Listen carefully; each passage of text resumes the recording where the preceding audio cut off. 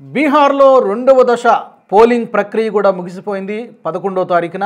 Polling ముగిసిన వెంటనే కూడా ఎగ్జిట్ పోల్స్ సర్వే ఫలితాలు వచ్చేసాయి. పీపుల్స్ పల్స్ అనేటువంటి సంస్థ చేసినటువంటి ఎగ్జిట్ పోల్లో ఎన్డీఏకి క్రిస్టల్ క్లియర్ మెజారిటీ వస్తుందని అంచనా వేస్తోంది. సుమారుగా 133 నుంచి 159 సీట్లు ఎన్డీఏ కూటమికి వచ్చే అవకాశం ఉందని పీపుల్స్ పల్స్ అంచనా వేస్తుంది. ఎంజీబీ అంటే మహాగఠబంధన్ ఈ కూటమికి 75 నుంచి 101 సీట్లు వచ్చేటువంటి అవకాశం ఉందని పీపుల్స్ పల్స్ చెబుతోంది. ఇక ఇతరులకి సుమారుగా 2 నుంచి 8 సీట్లు వచ్చే అవకాశం ఉంది. జనసురాజ్ పార్టీ అంటే ప్రశాంత్ కిషోర్ పార్టీకి 0 నుంచి 5 సీట్లు వచ్చేటువంటి అవకాశం ఉందని ఈ సంస్థ అంచనా వేస్తుంది. మరి ఈ అంచనాలు ఏ మేరకు నిజమవుతాయి, ఎంతవరకు నిజమవుతాయి అనేది చూడాలి. బట్ ప్రీ పోల్ సర్వేలో కానీ ఒపీనియన్ పోల్ సర్వేలో కానీ చాలా మటుకు సర్వేలు ఎన్డీఏకి అనుకూలంగానే తీర్పిచ్చాయి. కాకపోతే ల్యాండ్ స్లైడ్ విక్టరీ ఉండకపోవచ్చు, వార్ వన్ సైడ్ అనే సిచ్యువేషన్ ఉండకపోవచ్చు, కానీ కొద్దిపాటి తేడాతో అది 2%, 3%, 1.5% తెలియదు, కానీ కొద్దిపాటి తేడాతోనైనా ఎన్డీఏ గట్టెక్కిపోతుంది, ఎన్డీఏ కూటమినే విజయం సాధిస్తుందని చెప్పి చాలా సర్వేలు, ఒక 5-6 సర్వేలు వచ్చాయి. ఆ సర్వేలు అంచనా వేసి ఇప్పుడు